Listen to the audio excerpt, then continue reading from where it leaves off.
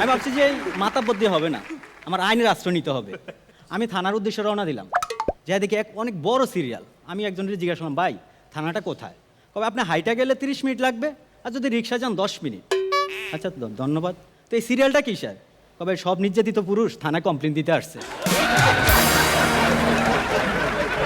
আমি এই সিরিয়াল আমি দাঁড়াবো না, আমি ডিজিটাল।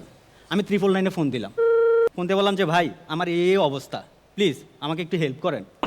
ভাই আপনার সমস্যা বুঝছি, অনেক সমস্যায় আছেন, বাট ভাই আমি এখন সমাধান দিতে পারছি না, কারণ পাশে আমার বউ আছে।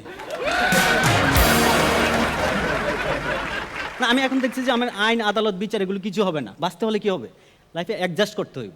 আমি ওর সাথে অ্যাডজাস্ট করা শুরু করছি। আমি ফ্লোরে ঘুমাই, ও খাটে ঘুমায়। তো বাট আমার ওয়াইফ কিন্তু এত নিষ্ঠুর না।